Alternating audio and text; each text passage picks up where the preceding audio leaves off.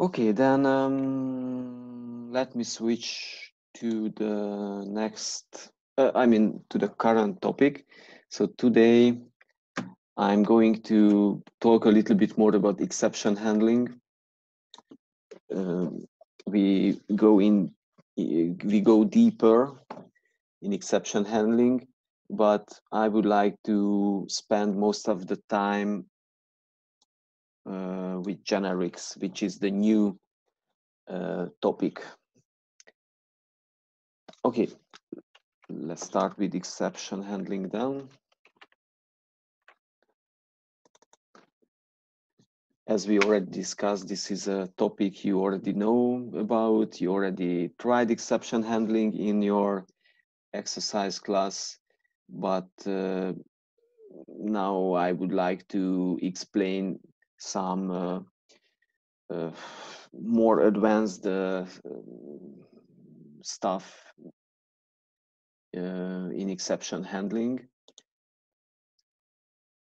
Um, very, very shortly. So first of all, here is the slide which has something to do with one of the Kahoot quiz questions, and this question was answered correctly by most of you. So first of all, you can throw any kind of exception, which means any instance of any subclass, child class of the exception class. There are so many child classes of the exception class. You can instantiate any of those and throw them if you want. This is really cool because you can choose among a very wide variety of exception types, and you can use the most fitting exception in any case. Yeah. Then you also knew what the try instruction does, what the catch instruction does. So as you know, in a try block, you just enumerate your normal instructions. Whenever an exception is thrown inside the try block here, then the execution jumps to the first catch. As you also know, there can be several catches. This was also another question in the Kahoot quiz. So arbitrarily many catches can belong to a try because inside the try block, several kinds of exceptions can be thrown, and you can create different catches for different kind of exceptions. Exactly.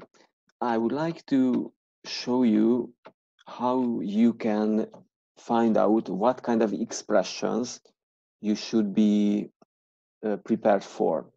If you call, for example, a method, or you call a constructor. Here on the slide, you can see one of the constructors of the StreamReader class. You must remember that we use this constructor for opening a text file for reading. So if you want to open a file with by calling this constructor, what kind of exceptions you should be prepared for, which means what kind of catches you should put here, we should put after this constructor call. You can find this in the documentation, the official documentation. So let me show you this now. And now I'm in C#. I'm trying to use the StreamReader class. And the first hit in Google is the official documentation by Microsoft. So let me just click on this StreamReader class. In this documentation, all the constructors, methods, properties inside this class are listed. So let me try to find the constructor. Oh, okay, here they are grouped. So constructors, there are several constructors for the Streamreader class. You see there are so many constructors. We typically use the second one. And if you click on this, you can check out this here. It's listed what kind of exceptions can be thrown by this constructor. There are 1, 2, 3, 4, 5 kind of exceptions with different meanings. So this means if inside your try block, here, you call this constructor, you might need to use 5 catches for all those different kind of exceptions. It's not a must, but this is a nice way of handling all kinds of exceptions. Yeah, this is something I wanted to show you, how to use the official documentation for this. Meanwhile, if you have any question, please ask anything in the chat or by using your microphone. Okay. Meanwhile, let me continue. The other important detail here is the order of catches. In what order should you put those catches? Do you remember this? Has Mr. Kusper mentioned you in what order you should use the catches?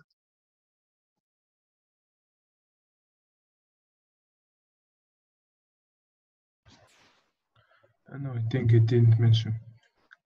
And do you remember what he mentioned?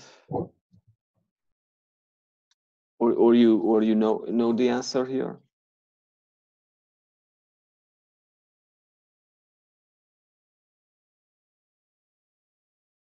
No. Okay. Then look at this this part here.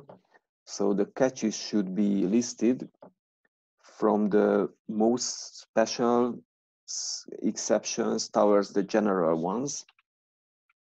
Let me show you an example here. So here, as you can see, the first exception in the first catch is more specialized than the other two, since the exception is the most general kind of exception. IO exception is a little bit more specialized, and the dry not found exception is even more specialized.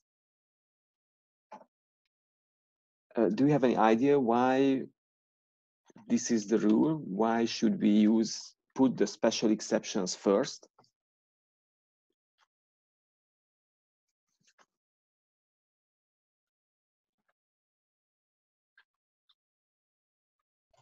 I guess it seems to be logic to have the same exact error.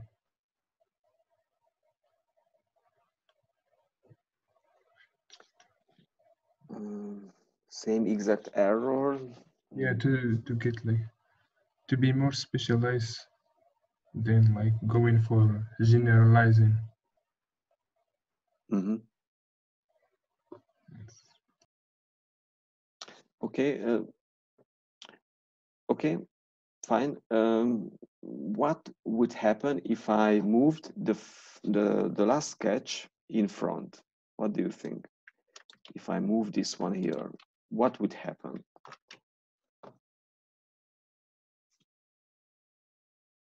All the time, what would happen?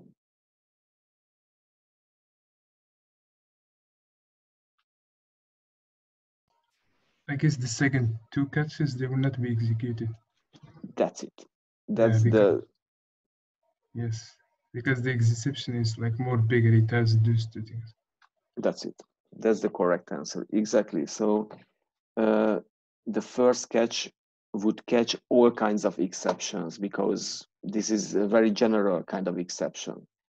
So the other two catches never execute because this one, the first one, catches any kind of exceptions, including drive not found exceptions and IO exceptions as well. Yeah, actually, I'm really glad that you figured out this and you knew the answer, because I forgot to mention that catches are executed in order from top to down, and always the first catch is executed. I mean, the first catch which fits to the exception was thrown, and this catch fits to any kind of exceptions. Okay, good. Let me just undo the modification here. Okay, so please do not forget this rule. This is a very important rule in exception handling. And when we talk about general and special exceptions, of course, you should think about classes, parent classes and subclasses. So here, as you see, the exception class is the most general one because it's the parent class of any kind of exceptions. The IO exception class is one of the child classes of the exception class, and the drive not found exception is a child class of that child class. So you should think about general and special in terms of inheritance. Parent classes, child classes. Child classes should go first here. Child classes should go first, parent classes should go later. Okay.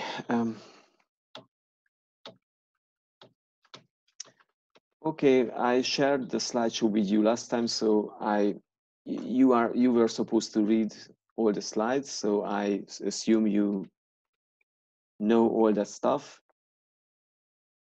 This is something I would like to ask you.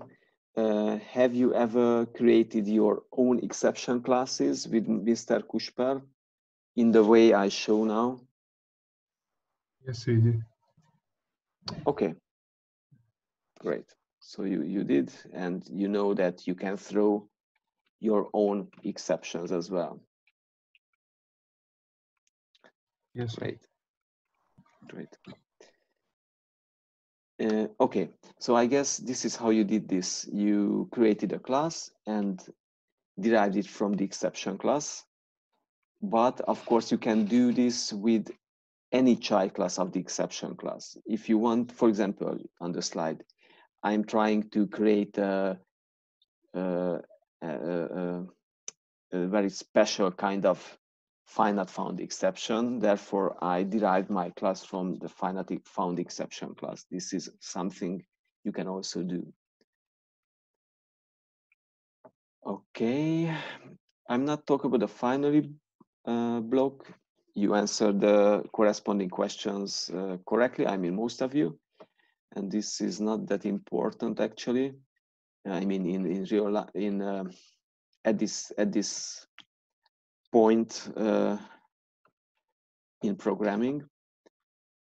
But I would like to emphasize this. So try and catch and finally constructions can be embedded inside try, catch, and finally blocks, because here is the explanation on the top. Even just think about it. When you catch an exception and you try to handle the exception, some error could happen there as well. So inside the catch block, another exception can be thrown. And the same holds for the finally blocks as well. So you can embed tries and catches and finalies in each other, within each other.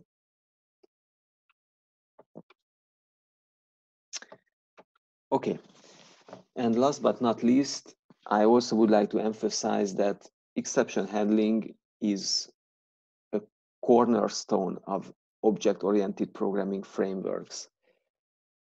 this exception handling is a unified way of handling errors, and it works quite the same in any of the object-oriented programming languages, such as Java or C++. Okay, there could be some minor differences, such as in C++, there is no finally block, but there exists the keywords try and catch in the same way as in C#. And also in Python, you can find the counterparts of throw and catch. So the idea is the same in any modern languages, not only in pure OP languages, but also languages like PHP or JavaScript or any languages. Yeah. So this is the end of this slideshow. If you have any question, this is the last chance to raise that question before I switch to the next topic.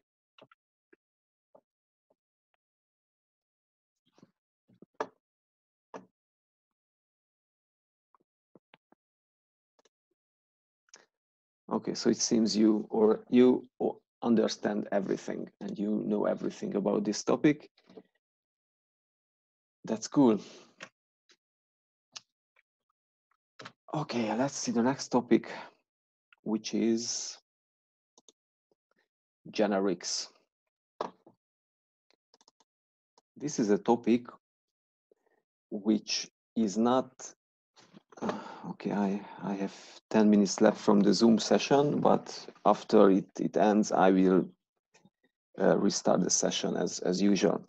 So generics. Generics is a topic which is not covered by your exercise class, as far as I know. So with Gábor Kusper, I don't think you will learn about generics.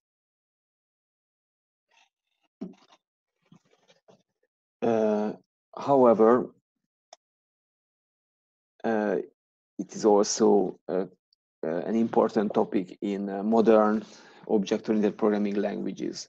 Actually, we already use generics lots of time. You already did use generics lots of time, even in high-level programming languages 1.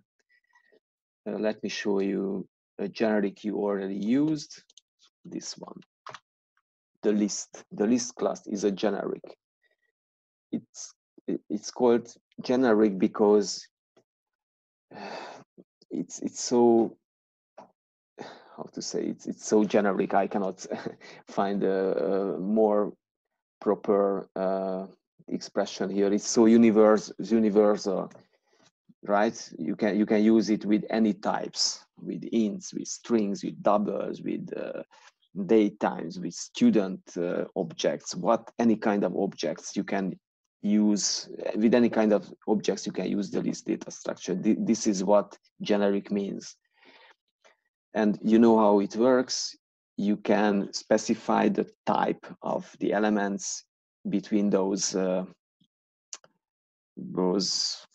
special brackets. Yeah, so this is a generic. I also used generics last time, last week. There were some interfaces like the IEnumerator and the IEnumerable interfaces for which I use those special brackets. So they are generics as well. Okay, generics did not exist always, and therefore I would like now to give you some history lesson about generics. So not that long time ago, for example, in C#, there were no generics. If you wanted to implement something very generic or general purpose, very universal, there was only one way to do that, to use the object class. For example, here I implement a very general purpose method which can receive parameters of any type, string, double, char, whatever, the only way to implement such a method is to use an object parameter. And you also know that the same idea is used everywhere in the .NET framework. Inside the .NET framework, there exists such general purpose methods. For example, the console writeLine method, right? If you look at the console writeLine method, it has a parameter of type object. Actually, it uses the params keyword.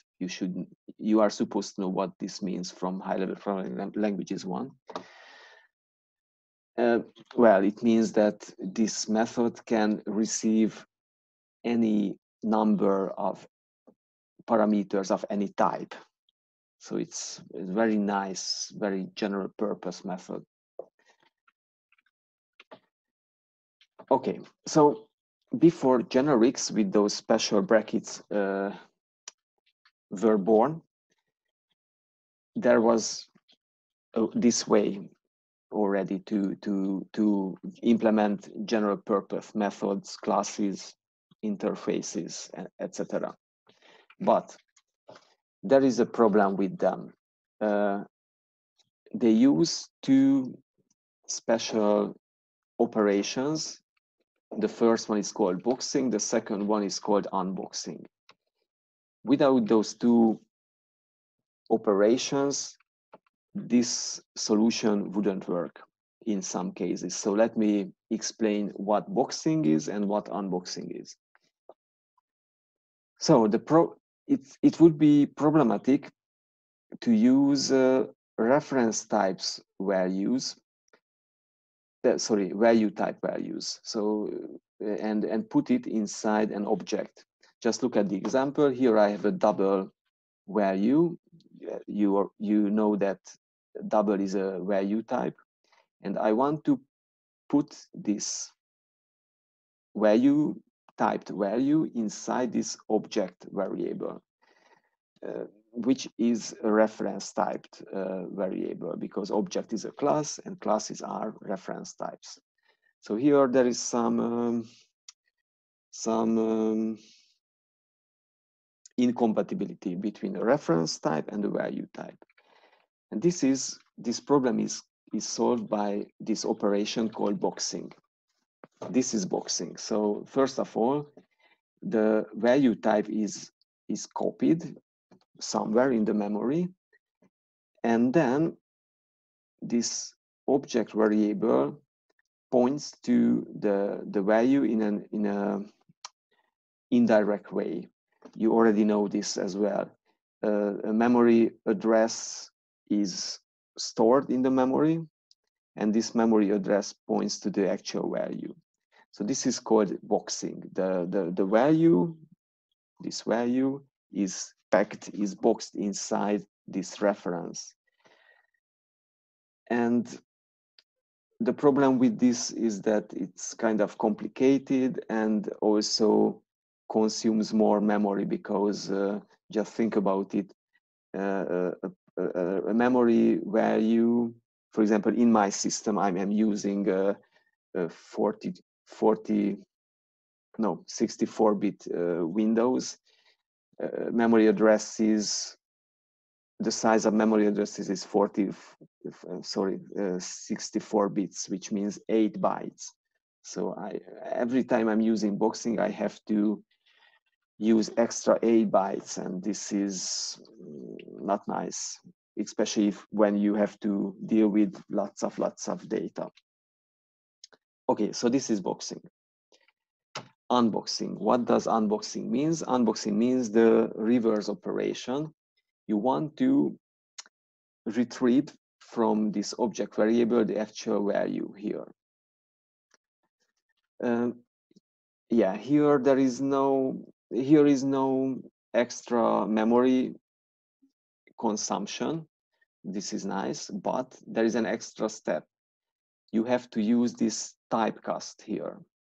So basically you have to remember what kind of value you boxed inside your variable, and you have to cast backwards the variable if you want to retrieve the actual value. Without this casting, you get a type error here, a casting error.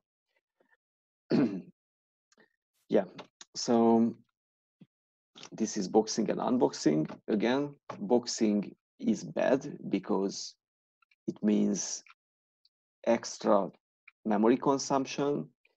Unboxing is bad because it requires extra casting, and here there is a chance for human error. If you, the programmer, cannot remember correctly, cannot recall what type you boxed before, then you can easily get a cast exception here, and your program would just stop and throw an exception in runtime. So this is really bad.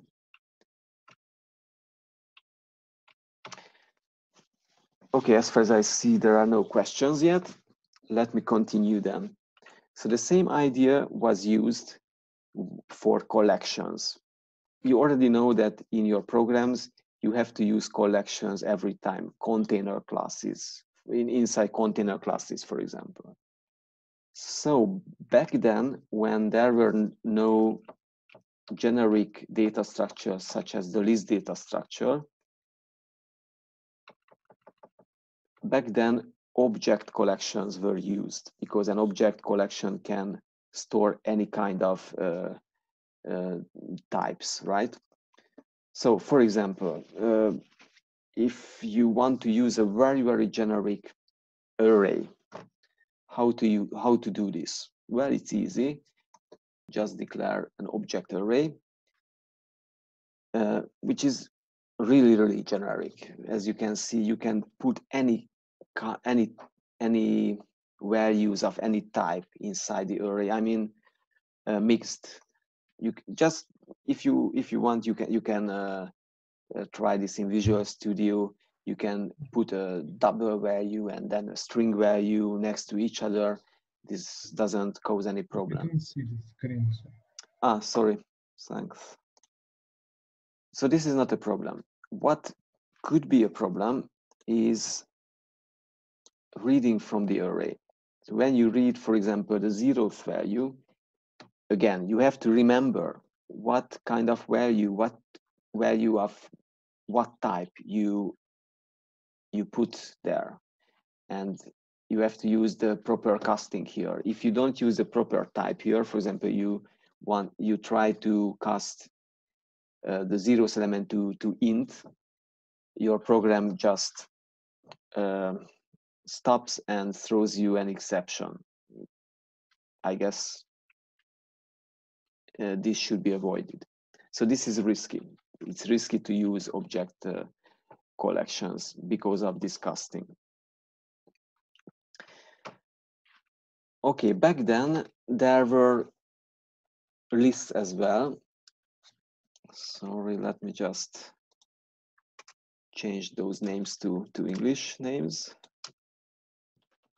Okay, so the old version of the list, what you know very well, is called array list, and this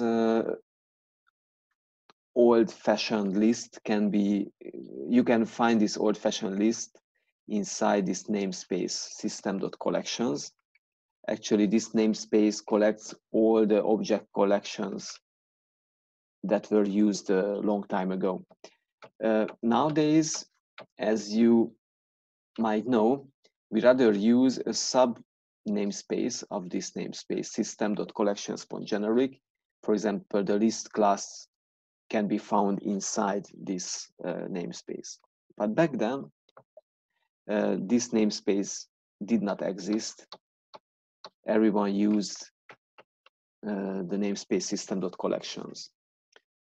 Okay, apart from this, the array list class can be used in the same way as you use the list class. There is an add method, a remove method, an insert method, whatever.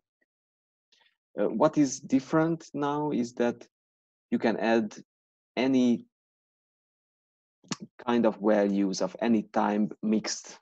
Here I add an integer, then a bool value, I could add a string value next. This is not a problem for object collections, but remember what makes this possible? What makes this possible is boxing and unboxing.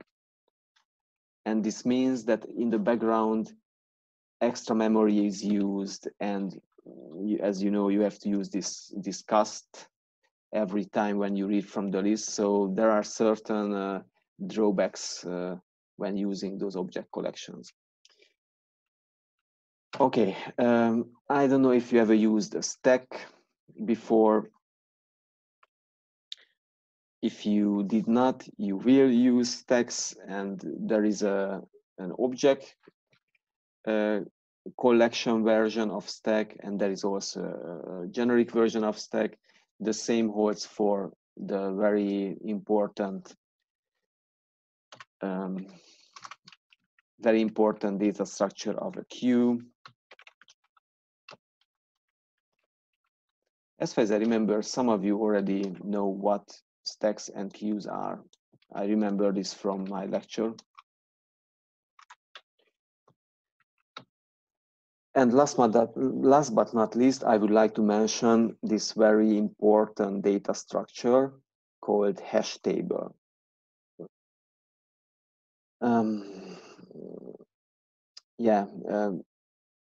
I can tell you that in real life, programmers have to use hash tables very frequently.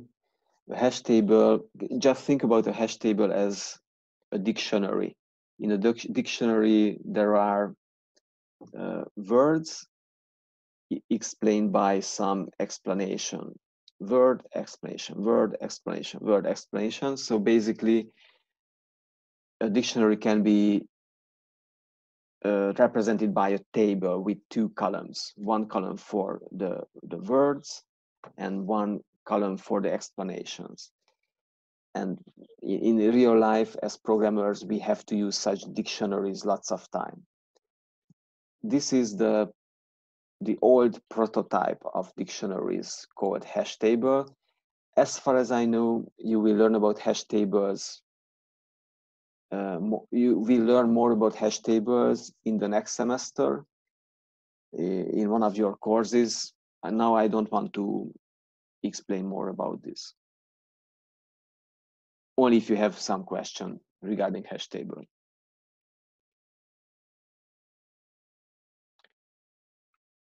If you don't, then this is the end of history. This is the end of the history lesson for today. And now let me start to talk about generics. So as you saw with object collections and object parameters and object variables, the problem was the boxing and the unboxing, and especially it was very problematic that unboxing is not type safe, and therefore some errors, some exceptions can be thrown during runtime. Generics were created because programmers wanted to avoid those problems. So what is the idea of a generic? In your source code, you declare the type of, for example, the elements of your collections, as you did for a list. So here you declare the type of the elements of the list. This makes list as a class generic. And what is very important here, type checks happen in compile time, not in runtime, in compile time. When you write your source code, Visual Studio warns you if you use types in an incorrect way. This is the most important reason why generics were invented. Okay, look at this small piece of code. You used such codes, such instructions so many times. And now I would like to draw your attention that, first of all, when you add an element to the list. There is no boxing. No boxing is needed because int is stored as an int value, not as an object. And most importantly, when you read from the list, you don't have to use casting. Therefore, there is no unboxing. Therefore, it's totally type safe. If you try to read this list element to a string variable, for example, here, then C# compiler immediately warns you that this is not okay. So you have to correct this in your code. Okay, this is the most important part. Okay, let's hit generics now. So as you already told you, generics was not part of C# originally. They were introduced in C# 2.0 in the middle of the 9000s. And actually, it's easy to understand them. First of all, there were introduced generic collections and other generic classes and interfaces and methods inside the .NET framework. But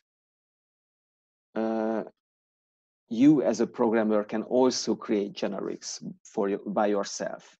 You can easily turn, for example, a class into a generic. It's really easy. Just look at this. You just need to put those special brackets after the name of the class, introduce a so-called type parameter. This type parameter, you can name this type parameter whatever you want. It must be an identifier, but apart from this constraint, there are no constraints. And you can use this parameter anywhere inside the class, anywhere where a type is needed. For example, you can use it as the type of this field or the type of this property, and so on.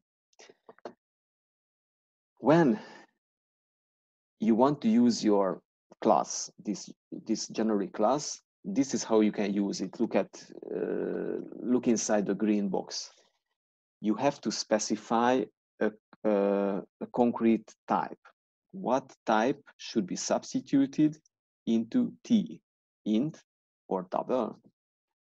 So basically, this type is just substituted everywhere where T stands. That's it. So do you understand that? I hope it's easy to understand that.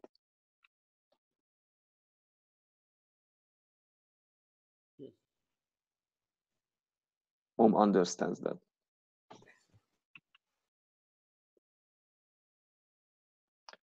I hope your fellow students do also understand this stuff. I'm showing you a demo now. In this demo, let's implement some oversimplified company register. So in this register, I would like to store objects which are relevant in my company. For example, in my company there are employees, so I would like to store my employees in this register. Or let's say my company sells cars, so I will try to collect my cars in this register. As an example, now I fill this register with 3 employees. For this, I already implemented an employee class. This is a very typical employee class with personal data. I also overrid the toString method just to display an employee in a nice way. And I did the same with a car. There is a car class,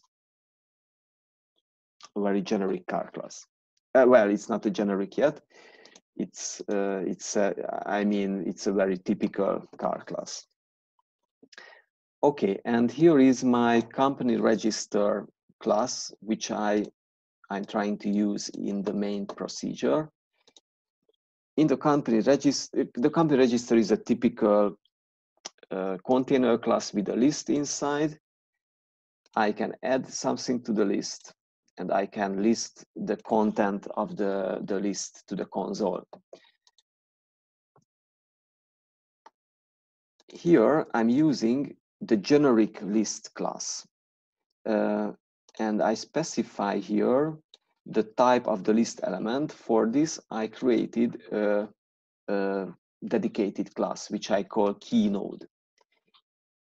In the KeyNode class, I'm going to use int keys. Every object will have a key. So for example, this employee George boss has the key 1 because he's the boss, he's the first employee in the list. Jane has the key 4 and so on. So for every employee, I'm going to store the key, the ID. I'm going to also store if the employee is enabled or disabled. I mean, if someone does not work at my company anymore, I set the enabled field to false. And I also want to use this KeyNode class as a general purpose class, so I can store any kind of data inside. It can be either employee or car or whatever I want. Exactly. So actually, now I'm using an object collection to be able to store any kind of data in my company register, and this works very nicely. As you can see, the 3 employees are added and they are listed to the console.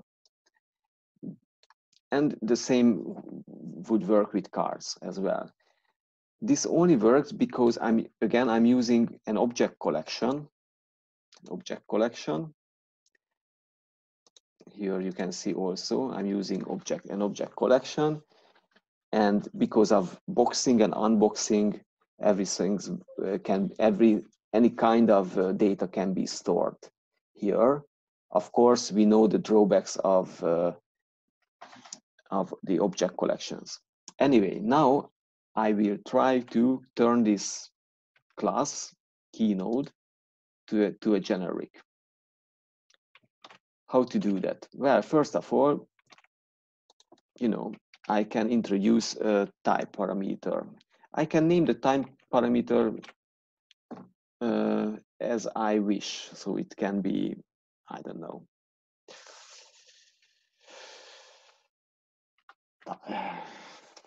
what should it be? I don't know, Z. Why not? And well, this would be, Z would be the type for the data I want to store. I want to avoid objects in my collection. Therefore, I exchange this object type to Z here and there, and that's it. Everything looks perfect. Let me try to compile my code. It doesn't work. What is the problem? Well, the problem is that in my company register, I'm using the KeyNode class, but now it's a generic. So it must have some type parameter here. What the type parameter should be, employee or car or what? Well, if you think about it, I can also make the company register a generic like this. And then I can change this add method, which I call here, to add employee objects and car objects to be able to receive any kind of data. Therefore, I'm using the T type parameter here and the type parameter there. And that's it.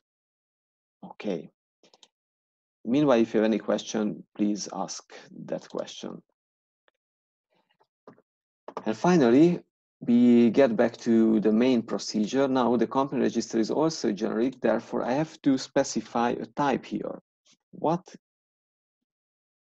the data I'm trying to store inside the company register needs to be the type of this those elements have to be specified here. Now I'm going to use this company register to store employees like this.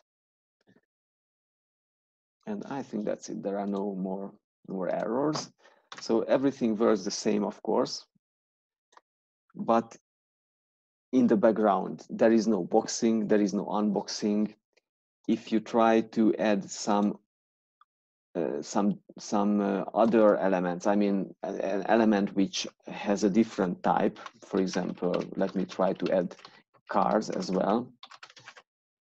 It doesn't work. Visual Studio warns me that, hey, this generic collection can receive only employees, not cars. So now everything is type safe, and I'm getting those errors in compilation time, not in runtime. Yeah. So there is no question as far as I can see. No, not yet. Then let me continue with my slides. Actually, any number of type parameters can be introduced for a generic. As you can see, it's really easy. Just list your type parameters separated by commas and use those type parameters anywhere where a type can be used. Here, I'm again using K and T as the types of those fields, and also as the return type of this function, also as the type of this parameter. Why not? And I'm using, I mean, during instantiation, I'm giving the concrete types here, yeah, on demand. You know what? Let me show this. Let me show how this works. So, for example, here, if you think about it, just imagine that your company just grows and grows in size, and you have so many employees already and so many cars or other objects that this int key is not sufficient anymore. I mean, the size of the int type is not sufficient. You need more possible values for the key. Therefore, you might need to use this key type to long or a string or whatever. So the idea arises that actually inside the keynode class, this type for the key should not be fixed. It's a good idea to introduce another parameter like K for the type of the key. Why not? Yeah, why not? So this step makes this class even more generic. Why should I fix the type of the key, right? It's completely enough to fix the key either here or inside the main procedure. Let's say I would like to fix the key type here, because at this point inside the company register class, I can already decide what type I need for the keys. Of course, I have to be consistent throughout the code. Okay, so that's it. I'm getting errors because, you see, now the C# compiler realizes that I'm using I'm not using string parameters here. I'm using int parameters. So everything is type-safe. I'm getting the warnings as expected. So let me just turn those IDs to strings. It's easy to change your code whenever you want. This makes this solution generic. Here it is, it works.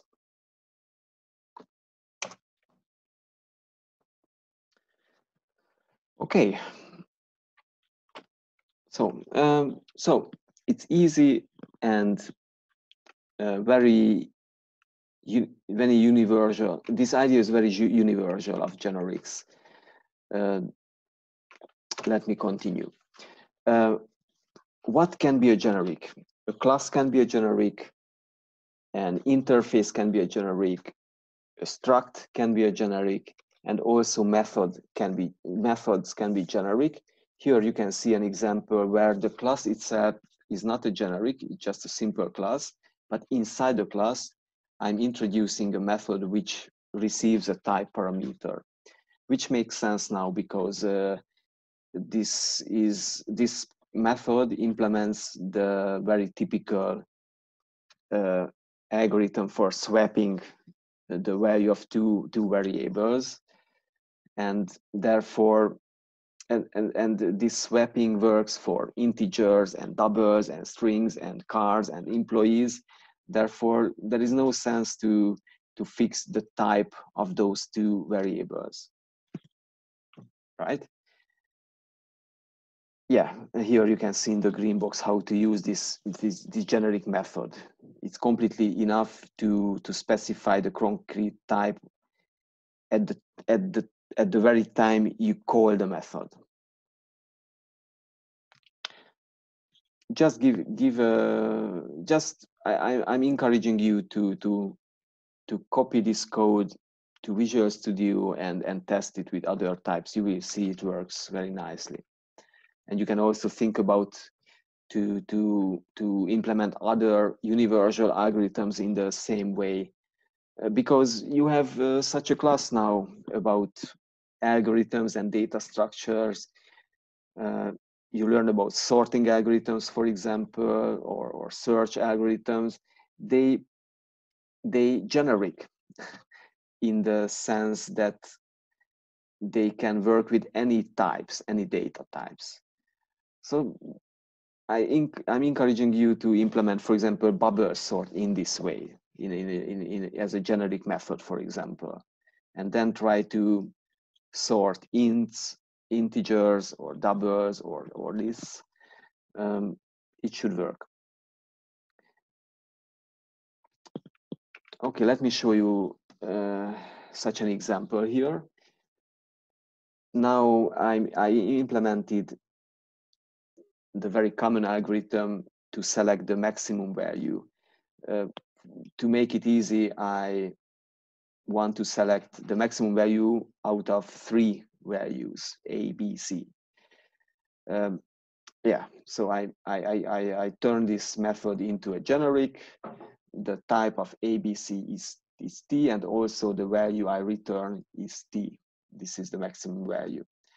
And where the code is kind of simple, I store the first value in a new variable X, then I compare X against B and C, and I guess you understand that. Okay, but here is a problem. If you code this, you get a compilation error, and this error message, I copied this error message from Visual Studio. Yeah, so the C# compiler complains that this operator greater than cannot be applied to any type, to the T type, because the T type can be anything. It can be car or employee, and the C# compiler doesn't know how to use this comparison over cars or employees or students or whatever.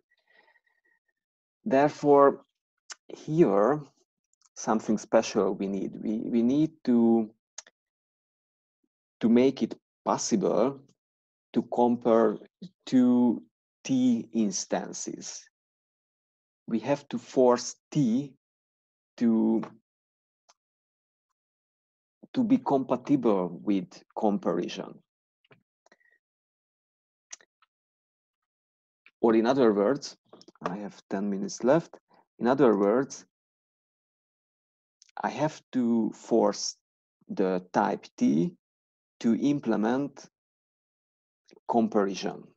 I'm asking you now. So what do you remember about a class or a type implementing an interface which has something to do with comparison? Which interface I'm talking about?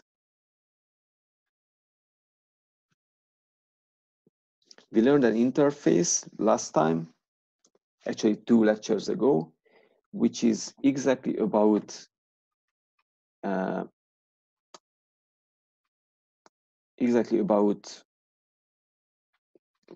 comparison, the ability of being compared. What interface am I talking about? Anyone?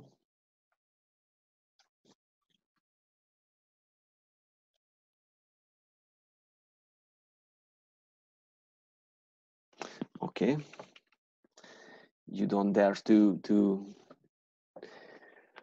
guess. It was called the iComparable interface. So basically here we have to force T to implement this interface, and in C# for forcing a type parameter like this, you can use the where keyword. I'm getting back to this in a minute. So just imagine the type T implements the iComparable interface. What does it mean? It means it implements this method inside. And if it implements this method, then we can call it and we can check if the return value is positive, negative, or 0. I hope you remember this part from previous lectures. Yeah, so now this code is flawless. It works for any types, but only types which implement the iComparable interface. This is the only constraint on the type parameter. And basically, by using the where keyword, you are able to specify such constraints over the type parameters. This is a strong tool you can use. For instance, in my code, I would like to avoid my company register class to be used for any types. I want to insist on only types which make sense inside my company. I only want to allow the company register class to be used over employees or cars or other company objects. Therefore, I decided to create a parent class above employee and car. It's easy to do. So let me just introduce a new class like company object. Now I'm not going to put anything inside this class. I'm going to use this class only for deriving my employee and also my car class from this parent class, and I could continue with other company object classes. What is important now that here in the company register, I could specify a constraint over T. T must be derived from the company object. Only if this holds, I can instantiate company register like this. Okay, now it works because the employee class is derived from the company register. But if I'm a hacker and I'm trying to use the company register for other purposes, for other types which are not allowed, for example, for simply, I don't know, daytime, it doesn't work. I'm getting a compilation error which says that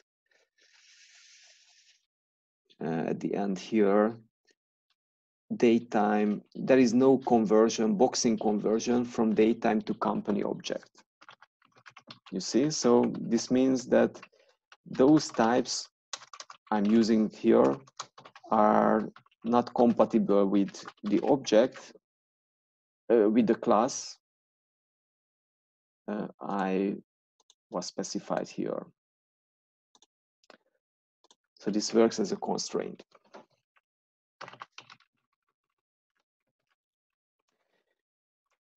Okay, you can also give several constraints for the same type parameter if you want. You can see here an example. And also you can specify constraints for all your type parameters if you have more than one. If you want to know more details about this topic, just click on this URL and this redirects you to the official documentation about this topic. Yeah, at the end, I have 3.5 minutes. Let's talk about other languages. Interestingly, generics are quite basic in other object-oriented programming languages as well. For example, in Java, they work the same as in C# with a slightly different syntax. If you check out this example here to the left, everything works the same. If you check out this one to the right on the top, you can see some differences compared to C#. For example, here, I give a constraint, a specified constraint. The T parameter must extend this class. In C#, I have to use the where keyword for that. In Java, I have to embed this extends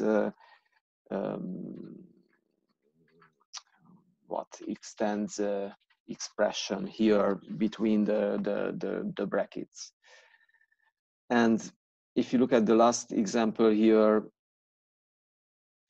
generic methods look very messy in Java, but the idea is the same, and this is the most important part. C++. In C++, generics exist very, very long ago, even before Java, even before for C#. Actually, they are called not generics, but templates. Actually, they are templates, if you think about it. And in C++, templates are even more universal. I don't even know every detail because it's also very complicated, kind of complicated to use templates in C++. Here you can see some examples. If you're interested in this topic, just look this up. In Python, there are no generics by default. This is typical. You have to import a separate module if you want to use generics, but actually the idea is quite the same. You can use type parameters as types for your parameters, for example, here X and Y, and you can also give some constraints, for example, here. Okay, 1 minute left. So collections, let me talk about those collections, but I already talked about them. Those collections have object and generic versions. That's it. And you can find their counterparts also in other languages in different ways. Here I would like to emphasize, for example, the example of C++. In C++, vector stands for vector substitutes lists, or maps substitute dictionaries. In Python, actually lists and dictionaries are base types, so you don't have to use any special solutions. Okay, I'm running out of time and I don't want to restart the session, so see you next time. Next time we start with the Kahoot quiz as well. Bye bye.